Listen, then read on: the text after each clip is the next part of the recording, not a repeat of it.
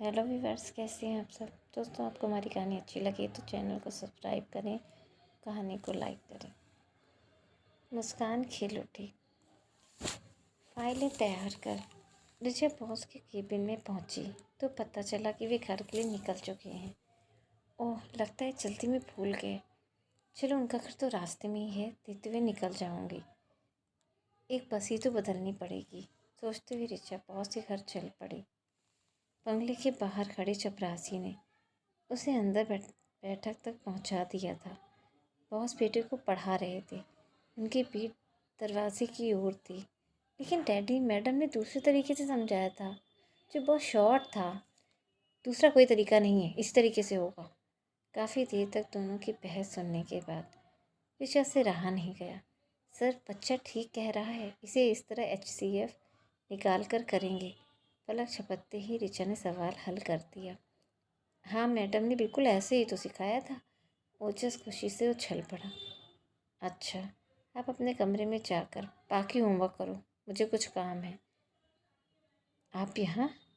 उदय ने डैडी से बॉस की भूमिका अख्तियार कर ली थी। ये फाइलें पूरी हो गई थी, मुझे लगा अर्जेंट है तो घर देने आ गई। ओह हाँ, मैं तो भूल ही गया था। फाइलें चेक करवा कर ऋचा जाने। मैथ्स अच्छी है आपकी। जी थैंक यू। यहाँ से पहले मैं स्कूल में थी तो मैथ्स ही पढ़ाती थी, और विषय भी पढ़ाती थी, पर मैथ्स के लिए बच्चे मुझे आज तक याद करते हैं। प्रशंसा से उत्साहित हो बोलते समय ऋचा ने यह नहीं सोचा था कि यह आत्म प्रशंसा उसे कितनी भारी पड़ेगी। ठीक है, कल से आप ओजस को 1 घंटे मैथ पढ़ा दिया करें। ऑफिस के बाद मेरे साथ ही आ जाना। बाद में ड्राइवर आपको घर छोड़ देगा। पर सर, मेरे पास इतना वक्त। ऋचा फंस गई थी। आप जो फीस लेंगी मुझे मंजूर है। दरअसल पढ़ाई छोड़े इतना वक्त हो गया है, फिर वैसे ही ऑफिस के इतने झमेले, उस पर घर आने के बाद भी चैन नहीं। अंदर कदम रखते ही शिकायतों का पुलिंदा। उदय को लगा कि वह आवेश में कुछ ज़्यादा ही भूल गया है, इसलिए उसने बीच में ही बात रोक दी। तो कल आप तैयार रहना। ऋचा के पास स्वीकृति में गर्दन हिलाने के अलावा कोई चारा न था।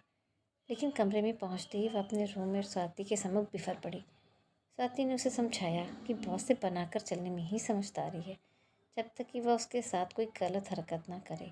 मुँह नोच लूँगी यदि उसने ऐसा कुछ किया तो। देर तक ऋचा बड़बड़ाती रही और स्वाति उसे शांत करती रही। घर से दूर इस घर में दोनों ही एक दूसरे का सहारा थी।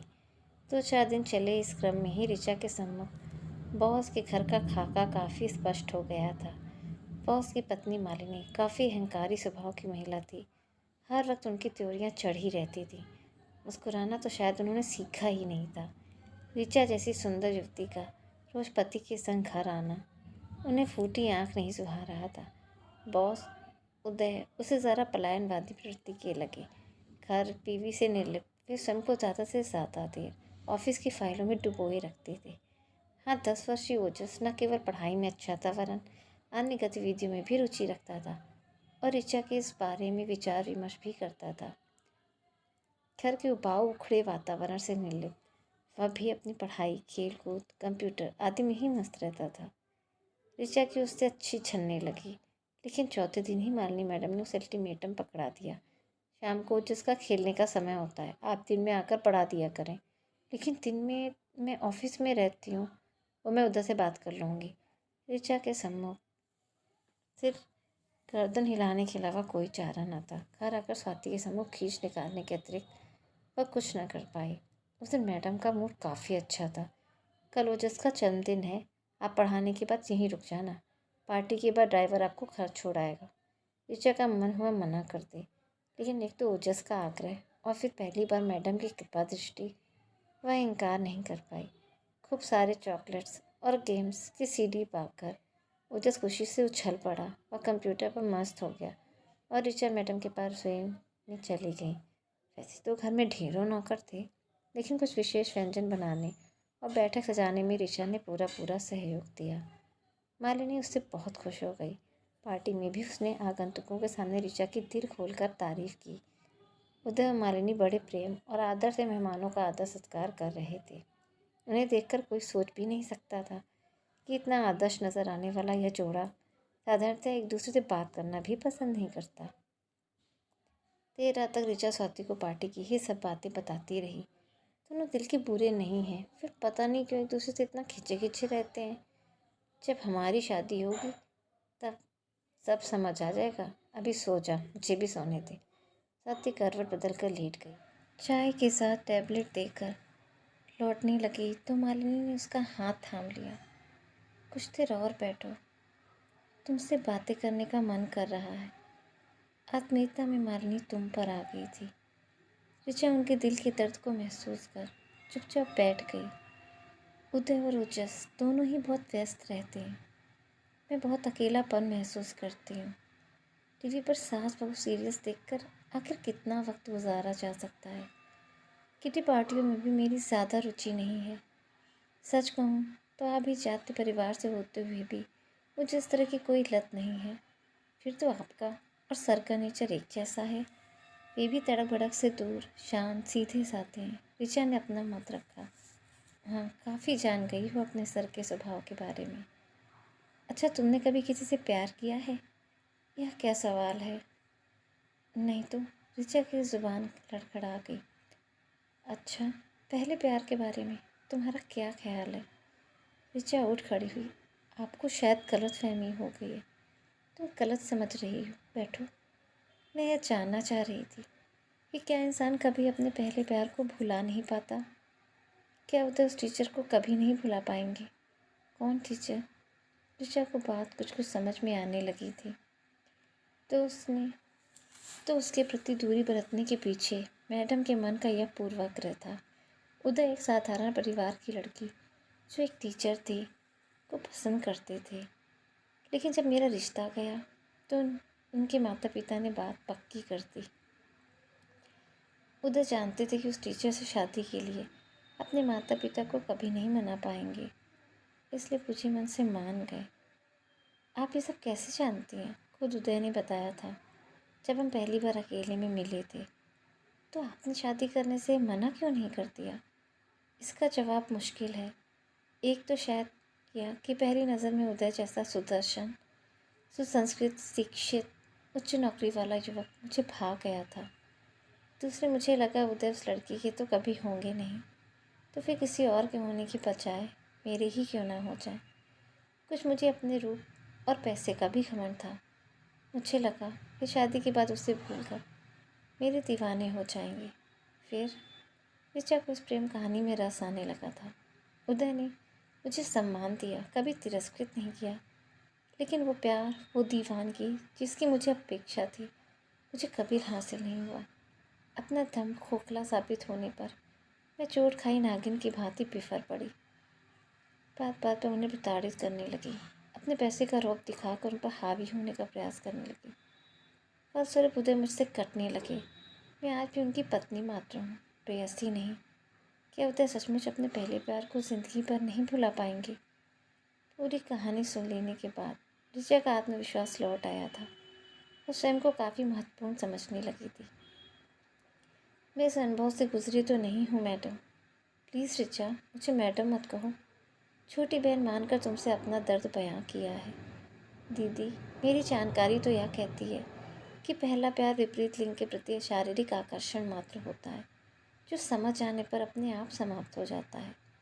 मुझे नहीं लगता कि सर के दिल में उस टीचर के लिए छोट-मोट स्मृतियों के अलावा कुछ बचा होगा। सच कह रही हो? आशा की एक किरण मारने की आंखों में कौंध उठी। हाँ दीदी, बिल्कुल सच।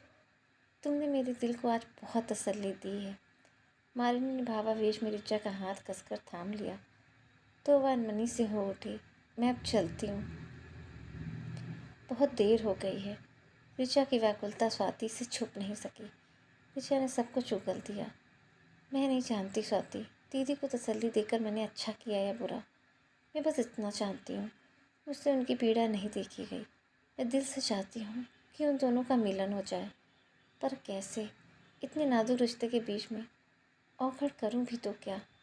ऋचा की चिंता का कोई समाधान न था। ओजस का कोर्स समाप्त हो चुका था, इसलिए ऋचा ने वहाँ जाना बंद कर दिया था। परीक्षा समाप्त होते ही ओजस मम्मी के संग ननिहाल चला गया। ऋचा ने भी अपने आप को ऑफिस के कामों में डुबो दिया था। उस दिन ऑफिस से निकलते बहुत अंधेरा घिर आया। उदय ने ऋचा को घर छोड़ने का प्रस्ताव रखा। क्योंकि आखिरी बस भी निकल चुकी थी। ऋचा को मानना पड़ा। दोनों के बीच चुप्पी पसरी रही। आखिर उदय ने ही मौन तोड़ा। ओजस और मालिनी के फ़ोन आते रहते हैं। दोनों तुम्हें बहुत याद करते हैं। जादू सा कर दिया है तुमने उन पर। ओजस का रिज़ल्ट बहुत बढ़िया रहा। इसका श्रेय भी तुम्हें ही जाता है। ओजस को स्कूल खोलने से पूर्व यदि एक बार मैथ्स का कोर्स करवा दिया जाए तो उसका रिज़ल्ट और भी अच्छा रहेगा। अच्छा, फिर तो उन्हें बुला ही लेते हैं। वैसे भी इस बार मालिनी ने बहुत दिन लगा दिए हैं। हमेशा तो जल्दी लौट आती थी। कुछ ख्याल ही नहीं मेरा। आपको है? आक्रोश में जाने कैसे ऋचा के मुंह से निकल गया। क्या कहा तुमने? मैं मालिनी का ख्याल नहीं रखता। सॉरी सर, गलती से। मालिनी ने तुम्हें मेरे बारे में क्या बताया है? पिछले कुछ समय से मैं उसमें आश्चर्यजनक परिवर्तन देख रहा हूँ। उसका अभिमान, दर्प सब कहीं खोसा गया है। एक टूटन सी महसूस कर रहा हूँ मैं उसके अंदर। ना कोई उबालम, ना कोई अवहेलना, बस किसी सोच में को तुम्हारे संग इधर वह काफ़ी वक्त बिताने लगी थी। मुझे बताओ ऋचा, कोई परेशानी है उसे? मैं उसे उदास, परेशान नहीं देख सकता। बहुत प्यार करता हूँ मैं उससे। उदय भावुक हो गया।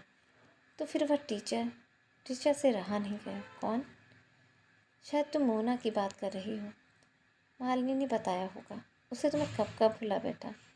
एक दिन स्टेशन पर ही देखा था उसे। मोटियाई सी बच्चे को लटका कर्कश आवाज़ में 5 रुपए के लिए कुली से झगड़ रही थी। वह भी क्या उम्र थी ना।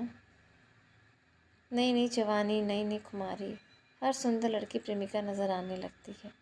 मौसमी बुखार, थोड़े समय बाद सब उतर जाता है। आश्चर्य है, मालिनी अभी तक उस लड़की के बारे में सोचती है। चलो ओजस की पढ़ाई के बहाने उन्हें बुला लेता हूँ।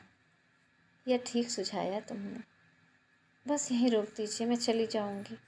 कमरे में पहुँचते ही ऋचा स्वाति के सम्मुख फट पड़ी। अजीब बौड़म लल्लू आदमी से पाला पड़ा है। कौन? स्वाति चकित थी। अरे वही मेरा बॉस, बीवी को बुलाने के लिए बहाना ढूंढ रहा है। सीधे से फ़ोन करके नहीं कह सकता, मालिनी डार्लिंग मैं तुमसे बहुत प्यार करता हूँ, तुम्हें बहुत मिस कर रहा हूँ, तुम्हें लेने आ रहा हूँ। ऋचा, तुम्हारा पर्स कार में रह गया था। उदय को दरवाजे पर देख ऋचा और स्वाति के तो होश ही उड़ गए। निर्विकार भाव से उदय ने ऋचा के कांपते हाथों में पर्स थमाया और लौट गया। शायद उसने कुछ सुना ही नहीं। तुम व्यर्थ काँप रही हो। स्वाति ने ऋचा को ढांढस बंधाना चाहा, लेकिन ऋचा तब तक संभल चुकी थी। सुन भी लिया तो क्या, मुझे अब नौकरी की परवाह नहीं। बस मेरी दीदी के चेहरे पर मुस्कान खिला है। अगले दिन ऋचा धड़कते से ऑफिस में प्रविष्ट हुई और सीधे सीट पर जाकर बैठ गई। अभी चपरासी उसका निलंबन पत्र लेकर आता ही होगा। सचमुच चपरासी आ गया। साहब ने आपके नाम यह पत्र छोड़ा है। छोड़ा है मतलब? आपको नहीं मालूम? वे अपनी फैमिली को लेने गए हैं। ऋचा के सांस हलक में अटक गई। लिफाफे पर उसी का नाम था। कांपते हाथों से उसने पत्र खोला। अंदर केवल एक शब्द था, थैंक यू। नीचे हस्ताक्षर थे, लल्लू बॉर्डर।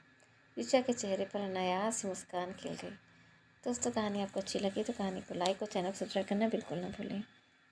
Thank you.